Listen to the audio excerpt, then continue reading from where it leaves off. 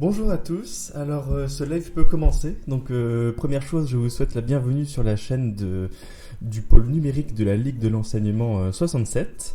Et si vous êtes ici, c'est pour regarder un mini-cours sur les outils et services libres que vous pourriez utiliser et qui pourraient vous être utiles et même qui pourraient vous faciliter le télétravail. Alors, je précise aussi tout de suite que cette vidéo fait partie d'une plus grande série de vidéos. Il y en a déjà eu une la semaine dernière qui servait d'introduction au logiciel libre. Et ce programme de vidéo s'intitule La boîte à outils libre des promeneurs du net. Alors, avant même de commencer la formation, petit aparté pour expliquer à ceux qui ne sauraient pas ce que sont les promeneurs du net. Les promeneurs du net, ce sont des intervenants, des professionnels jeunesse et parentalité qui interviennent quotidiennement auprès des jeunes de 12 à 25 ans et de leurs parents et qui s'engagent en parallèle de leur mission à avoir une présence éducative sur Internet. Alors si vous êtes un intervenant jeunesse ou parentalité, ce réseau pourrait vous intéresser. Et si vous êtes un jeune ou un parent, sachez que les promeneurs du net sont là pour vous accompagner, pour vous aider et pour répondre à vos questions sur l'usage des réseaux sociaux. Mais maintenant que cette petite introduction est passée, entrons dans le vif du sujet. Qu'est-ce que j'entends par les outils et services libres dédiés au télétravail qu'on peut trouver en ligne ? Alors, ces différents outils et services libres en ligne peuvent se diviser en tout cas je les divise moi-même en 5 catégories. Il y a une catégorie qui sert à communiquer, à échanger. Donc ces outils sont ceux qu'on a tous découverts avec le confinement. Il y a les outils de visioconférence, il y a aussi les outils de chat, de discussion. Tous ces outils qui permettent de maintenir le lien visuel, vocal ou écrit entre les personnes. Il y a une deuxième catégorie, c'est la catégorie pour planifier et organiser. Alors certains d'entre vous ont peut-être entendu parler d'outils comme les Trello, il en existe plein d'autres. Les agendas aussi qu'on peut trouver sur certains outils font partie de ces outils d'organisation. C'est ce qui permet de planifier les prochaines tâches. Et il y a aussi, maintenant j'en arrive à des outils qui servent à réfléchir en équipe. Donc ce sont des outils souvent qui ont une portée un peu ludique ou qui reprennent un peu les côtés des séances post-it qu'on a tous l'habitude, en tout cas quand on travaille en bureau, de connaître quand il s'agit de chercher des idées.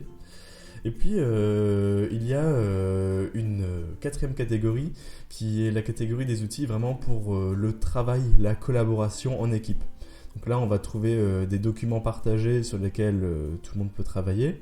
Certains d'entre vous connaissent peut-être les Google Docs, qui sont la version proposée par Google. Mais il existe aussi une version libre que je vais pouvoir vous présenter aujourd'hui. Et une dernière catégorie consiste en partage de documents. Alors le partage de documents, ça peut passer par les clouds, ça peut aussi passer par certains outils, certains connaissent peut-être WeTransfer, en tout cas, et même les mails peuvent permettre de partager des documents. Mais en tout cas, c'est tous les outils qui permettent vraiment d'envoyer des documents aux équipes et de les rendre consultables. Et ces outils, ils correspondent finalement à tout ce qu'on a l'habitude de faire déjà en présentiel, qu'il s'agisse de réfléchir ensemble, de discuter, en face à face, tout est beaucoup plus simple. Partager des documents, il suffit de distribuer des feuilles avec les informations notées dessus. Mais une fois qu'on arrive en télétravail, on arrive à une autre problématique, c'est que toutes ces manières de faire, toutes ces manières de travailler doivent passer par des outils numériques. Et on doit donc passer, cela conduit donc à un choix des outils. Ça peut être un choix juste de praticité, on connaît un outil qui a l'air de bien fonctionner et on peut le choisir. Mais là, mon objectif avec ces vidéos, c'est aussi de vous expliquer quelle est la différence entre l'un ou l'autre outil, quand bien même leur fonctionnalité serait identique. Il n'y a pas que la praticité qui compte, il y a aussi un certain nombre de valeurs qui peuvent être défendues dans l'usage des outils. Et au-delà même des valeurs, choisir par exemple un outil libre plutôt qu'un outil propriétaire. Donc les outils libres, pour ceux qui n'auraient pas suivi la première vidéo, étant des outils que tout le monde peut récupérer, modifier, diffuser et pleinement partager, alors qu'un outil propriétaire, c'est par exemple les outils de Google. Google les installe sur ses ordinateurs et vous pouvez y accéder, certes gratuitement, mais Google pourra toujours décider un jour de les retirer du marché, où il pourra limiter certaines fonctionnalités. C'est le droit que se donne Google sur ses outils. Tandis qu'un outil libre, de par la liberté qu'il offre, ça permet d'une part à ceux qui souhaitent s'y intéresser d'aller plus loin, d'aller même jusqu'à modifier le code pour les améliorer selon leurs besoins. Mais pour ceux qui n'ont pas seulement ces connaissances, il y a tout de même une beaucoup plus grande facilité à ce qu'il soit gratuit. Et puis s'habituer à ce genre d'outils libres, ça permet aussi d'être préparé à s'habituer à ce genre d'outils libres, ça permet aussi d'être prêt à changer d'outil beaucoup plus facilement, puisque les outils qui sont créés par Google et qui sont créés par d'autres entreprises répondent à un besoin, c'est celui que les clients restent sur leurs outils. Donc il y aura un certain nombre de choses qui seront réunies pour susciter davantage d'habitude sur ces outils et faire en sorte que les personnes restent sur ces outils. Tandis que si vous travaillez par exemple auprès des jeunes et que vous leur faites découvrir des outils libres, ils auront à ce moment-là la liberté de choisir en pleine conscience quels outils ils pourront choisir. Et pour en arriver à ces outils donc qui servent au télétravail, à la différence de certains outils comme si jamais vous utilisez un navigateur web comme Firefox, ou alors si vous installez des jeux vidéo ou que sais-je, ce sont des outils que vous pouvez installer sur votre ordinateur directement. Tandis que les outils de télétravail, c'est des outils qui doivent être en contact avec Internet et qui nécessitent donc des manipulations un peu différentes. Ces outils doivent être hébergés sur ce qu'on appelle des serveurs. Les serveurs sont des ordinateurs, ce sont des ordinateurs, ce qui fait que, par exemple, les outils que vous utilisez sur Google sont hébergés sur d'immenses baies de serveurs, tandis que les outils libres sont souvent hébergés sur des serveurs un peu plus petits, un peu moins puissants aussi, mais ils peuvent être hébergés par contre par un grand nombre d'associations. Ce que permettent les outils libres, c'est que si jamais vous aviez envie de mettre un peu les mains dans le cambouis, ou même d'organiser une activité avec vos publics pour leur faire découvrir un peu plus comment fonctionne Internet, vous pouvez tout à fait récupérer un vieil ordinateur et installer l'un ou l'autre service sur cet ordinateur, le connecter à Internet, et ça deviendrait un service libre et accessible comme les autres services que je vais vous présenter maintenant. Alors, avant d'en arriver au vif du sujet, une dernière petite chose à vous dire, c'est un petit comparatif entre les avantages et désavantages de choisir un outil appelé propriétaire et un outil libre. Alors les outils propriétaires, il y en a beaucoup qui sont gratuits. Les Google Docs que je vous ai mentionnés sont gratuits, en tout cas pour la plupart des fonctionnalités. Les Google Drive aussi sont gratuits pour une certaine quantité de données qui sont enregistrées dessus. Mais les outils propriétaires, ils ont certaines chartes, ils ont certaines valeurs affichées, et ils ont un modèle économique qui fait que ces données, ils les hébergent, ils peuvent s'en servir pour leurs annonceurs, ils peuvent revendre une partie des données personnelles et amener par exemple à cibler davantage les pubs sur vous. Et puis ce sont des serveurs aussi souvent basés à l'étranger, ou même si certains serveurs sont installés en France, Google étant une entreprise internationale, ils peuvent envoyer les données là où ils le veulent. Et puis ce sont des logiques avec ces logiciels, comme je vous l'ai expliqué quelques minutes auparavant. Ce sont des logiques de ce qu'on appelle de clients captifs, c'est-à-dire plus vous allez utiliser ces logiciels, moins vous serez prêt ou enclin à en utiliser d'autres, parce que ce sont des logiciels très pratiques. Enseigner en tout cas dans une logique d'éducation et notamment d'éducation populaire, enseigner ce genre d'outils aux jeunes, ils sauront les utiliser, mais ils auront moins tendance à aller chercher d'autres outils ayant déjà un outil de Google qui fonctionne.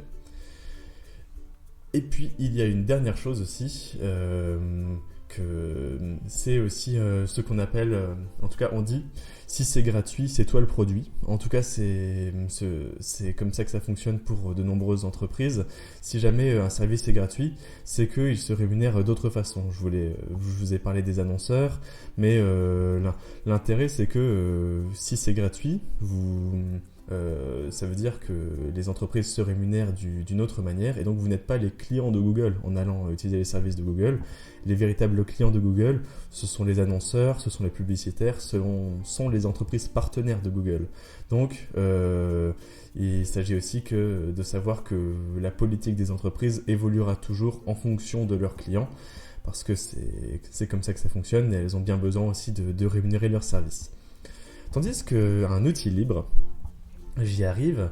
Un outil libre, déjà, vous pouvez entrer dans une logique de l'héberger vous-même, mais vous pouvez choisir des hébergeurs locaux, des hébergeurs associatifs qui récupèrent donc les différents codes libres de ces logiciels, les installent sur leurs propres infrastructures, et ce sont des hébergeurs qui vont eux afficher leur valeur.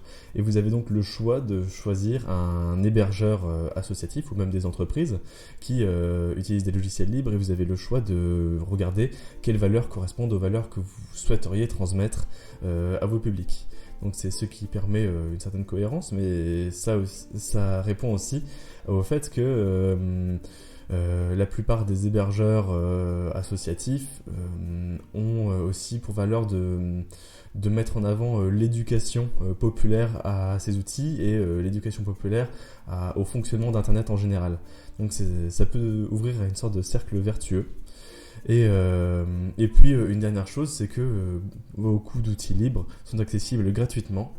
Et vous êtes depuis un certain temps sur ce site web, qui est le site web entraide.chaton.org, et c'est via ce site web que je vais pouvoir vous expliquer les différents outils qui pourraient vous être utiles, parfois même très utiles pour continuer à animer des activités auprès de vos publics ou continuer à travailler en équipe. Déjà, observons un petit peu ce site web pour une petite minute. Ce site web présente 9 services différents. C'est un site web c'est une initiative qui a été lancée par l'association Framasoft, qui est l'un des membres fondateurs du collectif Chaton, et accompagné d'autres associations qui ont décidé de signer une charte pour respecter un certain nombre de valeurs. Alors, qu'est-ce que ça veut dire Chaton ? Je reprends mes notes pour le lire, puisqu'il y a quand même pas mal de lettres. Chaton, c'est le collectif des hébergeurs alternatifs, transparents, ouverts, neutres et solitaires. Solidaires, pas solitaires. Et tous ces hébergeurs s'engagent donc à une éducation populaire de leurs usagers, aux usages de leurs outils et à la libre documentation de leurs pratiques par rapport à ces serveurs. Je vais dire une dernière chose par rapport à ce site, c'est que on peut voir donc qu'il y a 9 services qui sont utilisables, mais ça fonctionne comme une fédération. C'est-à-dire que si jamais vous cliquez sur ce petit logo, vous voyez c'est écrit changer d'instance. Ça veut dire que vous voyez il y a juste un mot qui change, par exemple fourni par Adoli, fourni par Algo. Ça c'est un outil qui est fourni donc par différentes associations. Et si jamais par exemple c'est ce qui peut arriver, certains outils peuvent moins fonctionner, par exemple une semaine où une association ferait de la maintenance sur ces outils, vous pouvez toujours trouver une autre association qui propose le même outil tout aussi gratuitement. Et si jamais vous avez par exemple une vidéoconférence qui bug, vous pouvez toujours choisir une autre instance, un autre hébergeur pour tester le même outil de vidéoconférence mais hébergé par quelqu'un d'autre. Petit aparté, les outils libres ici sont proposés gratuitement, mais libre ne veut pas dire gratuit. Ce sont des organisations qui vivent souvent essentiellement sur les dons ou qui proposent d'autres solutions qui sont elles payantes pour pouvoir se rémunérer. Donc c'est aussi une chose importante à dire, ces outils sont gratuits et si vous ne pouvez pas débourser d'argent pour ces outils, c'est aussi tout à fait compréhensible, mais ces associations vivent sur les dons et c'est bien de le garder en tête. Et J'en arrive donc à vous expliquer ces différents outils, mais juste avant, je vais voir s'il y a eu des questions dans le chat. Alors, donnez-moi juste quelques secondes que je regarde là où nous en sommes. Non, pas pour le moment. Eh bien alors, je vais continuer. Reprenons là où nous étions. Il y a donc des outils, je vous ai parlé des outils de communication. Les outils de communication, il y en a un qui est proposé, il s'affiche sur votre écran depuis déjà 10 bonnes minutes. C'est l'outil de visioconférence Jitsi Meet. Donc Jitsi Meet, là là on ne me voit pas parce que ma caméra est déjà utilisée pour le live, mais c'est un outil de visioconférence qui n'a pas besoin d'être installé. Il vous suffit de cliquer sur créer un salon de visioconférence et de communiquer le lien à vos publics et ils pourront vous rejoindre très facilement. Ça a l'avantage donc d'être très facile à mettre en place, il n'y a pas d'installation et puis ça respecte aussi les valeurs des outils libres et donc vous pouvez en 2 clics et en passant par cette plateforme créer une visioconférence avec vos publics et il y a assez peu d'outils à l'intérieur de cette application. Il est possible de partager l'écran, d'interpeller et d'ouvrir le chat, de discuter en chat sur Jitsi, mais il n'y a pas plus d'options et il n'en a pas besoin puisque c'est juste de la visioconférence dont on a besoin avec ce genre d'outils. Maintenant, on en arrive à l'organisation. Donc, par exemple, pour organiser des rendez-vous, si jamais vous êtes psychologue ou même, il y a plein de métiers qui ont besoin d'organiser des rendez-vous, il existe des outils aussi libres qui ont été créés pour ça. Alors, je ne vais pas davantage aller vers cet outil. J'aurai aussi l'occasion dans des futures vidéos de présenter comment fonctionnent concrètement ces outils. Mais c'est un outil qui sert à la fois de sondage et aussi d'inscription pour prendre des rendez-vous. Donc vous pouvez trouver cet outil également sur cette plateforme. Et puis je parlais de réfléchir ensemble. Alors là, si jamais je vous envoyais le lien de ce site, d'ailleurs si vous notiez très vite le lien qui se trouve ici, vous pourriez accéder à un tableau dans lequel toutes les personnes qui participent au tableau peuvent noter des choses. Donc là par exemple, j'écris bonjour. Mais ça peut servir à mettre en place des idées, à réfléchir ensemble. C'est le tableau de post-it, mais numérisé. On en arrive au travail et à la collaboration en ligne. Donc, le travail et la collaboration en ligne reposent sur un outil qui s'appelle Etherpad. Et on se retrouve, donc là, c'est le Google Doc, si jamais vous l'avez utilisé. Sinon, c'est la suite Office de Windows ou encore LibreOffice pour la version libre, en tout cas celle qui est hébergée, c'est en tout cas pour l'outil qui se trouve sur votre ordinateur. Mais la différence avec les outils comme Word ou LibreOffice, c'est que là vous pouvez être à plusieurs pour écrire sur ce document. Par exemple, donc là encore je vais écrire le mot le plus simple du monde, bonjour. Ce bonjour prend une couleur passablement mauve, c'est la couleur qui correspond à moi, donc je peux entrer mon nom. Et sur ce document, si vous étiez plusieurs, il n'y a qu'un participant, c'est moi-même. Si vous étiez plusieurs, vous pourriez écrire ensemble un texte à 4 mains, 5 mains, 10 mains, autant de mains qu'il y a besoin pour écrire le texte que vous auriez besoin de rédiger. Ça peut être, par exemple, un cas concret, ça peut être utile si vous travaillez sur de l'expression écrite avec des jeunes, ou si vous devez rédiger une lettre tous ensemble, ou pour toute tâche de rédaction à faire à plusieurs. L'intérêt de cet outil, c'est que ils sont accessibles pendant un certain temps. Donc, dès lors que vous avez le lien, il vous suffit de l'enregistrer quelque part et vous pourrez y accéder en tout cas dans le temps donné qui est donné par cette application. Pourquoi il y a un temps donné au PAD ? Parce que ce sont des hébergeurs associatifs, alternatifs ou parfois des petites entreprises et du texte, des fichiers texte, même si ce n'est pas la chose qui pèse le plus sur un ordinateur. S'il y a 1000 personnes qui écrivent tous 1000 textes, ça devient très vite très lourd pour leur serveur. C'est pour ça qu'ils donnent un temps de péremption à ces documents. Mais ce temps peut être plus ou moins long suivant l'association que vous choisissez. Par exemple, il y a des pads, on appelle ça des pads, qui peuvent durer jusqu'à 1 an. Et si jamais vous choisissez des versions payantes, ils peuvent même durer, on pourrait presque dire ad vitam aeternam. Il y a la même version, donc je ne vais pas m'étendre là-dessus, c'est un Ethercalc, donc c'est pour faire des tableaux, des tableurs. C'est exactement le même principe que pour le pad, mais en tableau. Donc avec toutes les fonctionnalités nécessaires à faire des tableaux de calcul. Ça peut être très intéressant pour gérer de la comptabilité à plusieurs ou dans des petites associations, dans des petits groupes. Ça peut servir à bien d'autres choses. Et un dernier petit outil qui s'appelle donc PrivateBean, qui est accessible juste en bas. Partage de texte sécurisé. Ce ne sera pas l'outil le plus utile pour vous, mais je vous en parle très rapidement puisque c'est un outil qui permet donc de partager des documents sécurisés, cryptés. Donc si jamais vous aviez besoin d'échanger des documents, on pourrait dire sensibles, ça peut servir, mais je ne pense pas que ce soit le cas de la majorité. Par contre, ce côté de texte crypté et de mots de passe nécessaires pour y accéder, ça pourrait très bien vous permettre de créer, en créant plusieurs documents sous PrivateBean et en gardant les mots de passe et les liens, vous pourriez très bien créer un jeu de pistes sur internet avec vos publics, une sorte d'escape game où ils devraient retrouver tous les petits mots qui seraient dispersés dans le web, on pourrait dire, avec des indices à chaque fois, et donc ça pourrait servir à la création de ce genre d'activité. Je pose ça là, une petite idée comme ça, en tout cas pour vous montrer que ces outils, ils ont aussi quelque chose, ils ont aussi, on pourrait dire, une puissance ludique, une puissance pédagogique. Et si jamais vous voulez penser de manière un peu alternative vis-à-vis de leur fonctionnalité, eh bien vous pourrez, ça vous ouvre aussi à de nouvelles activités, en tout cas à distance, sachant que le confinement doit éloigner certains d'entre vous de vos publics. C'est le genre d'idée qui pourrait vous aider.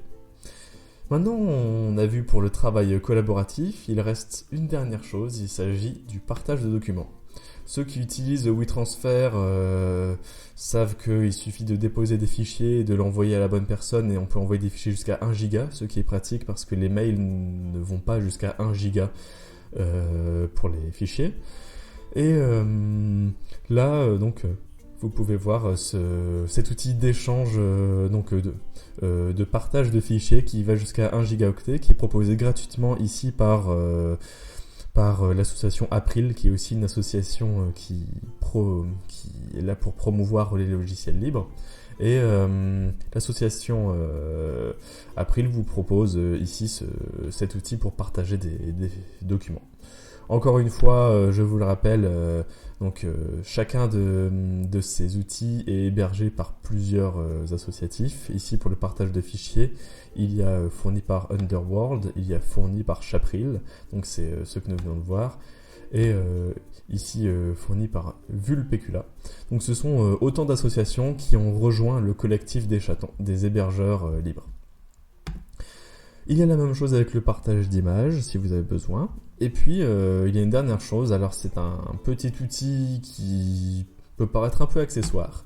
Ça s'appelle, c'est un service, donc celui-ci était censé fermer en août 2020, mais il n'est pas encore fermé visiblement. C'est un outil qui permet de raccourcir des liens, c'est-à-dire par exemple quand vous avez des liens à rallonge qui font 3 lignes, ça fait tout moche dans le mail ou dans le document où vous l'enregistrez, vous pouvez passer par ce genre d'outil pour raccourcir des liens. Là j'ai repris le lien du Framacalc, donc Framacalc c'est que je vous le remontre tout de même, c'est l'outil présent juste ici. Donc j'ai mis le lien qui était affiché ici. Donc ce n'est pas encore un lien très long, mais je peux quand même le raccourcir. Clique sur Shorten. Et voilà, on en arrive sur un lien pas beaucoup plus court, mais qui a quand même été raccourci de moitié. Et donc ça peut aussi permettre de continuer votre jeu de pistes en les associant tous les deux. En tout cas, c'est des idées que je réfléchis à l'instant. Mais avec un usage, on peut dire, en connaissant bien ces différents outils, en les utilisant quotidiennement, ça peut aussi faire apparaître de nouvelles idées pour trouver comment se renouveler pour les différentes activités. Donc, c'est des outils qui peuvent servir. L'idée, c'est que En utilisant aussi davantage ces outils, vos publics les connaîtront, auront eux aussi davantage envie de les utiliser. Il y aura aussi même la possibilité que pour ceux qui aiment vraiment ce genre de communauté, ce genre d'outils, pourquoi pas susciter des vocations. Et de par l'ouverture de ces outils, ça, ça vous donnera... c'est là aussi pour vous donner d'autres manières de les utiliser, des manières qui correspondent à vos besoins. J'en arrive donc à la fin de cette petite présentation, donc, qui était concentrée autour de cet outil et de ses hébergeurs alternatifs. La prochaine fois, la prochaine vidéo sera dédiée aux ressources culturelles, donc aux ressources aux photographies, aux textes, aux sons, aux musiques, aux vidéos, que vous pouvez réutiliser, qui sont eux aussi libres et que vous pouvez réutiliser dans vos propres créations. Donc je vous présenterai différentes plateformes, différents sites et je vous parlerai un peu de la licence qui est très utilisée, donc de la licence de droit d'auteur qui est très utilisée pour permettre à des images et à des textes d'être publiés librement. On les appelle les Creative Commons, les licences Creative Commons, donc ça fera partie des sujets abordés. Et aussi, sachez que ces outils sont loin d'être les seuls outils de télétravail libres que vous pouvez utiliser. Mais c'est une petite sélection tout de même intéressante.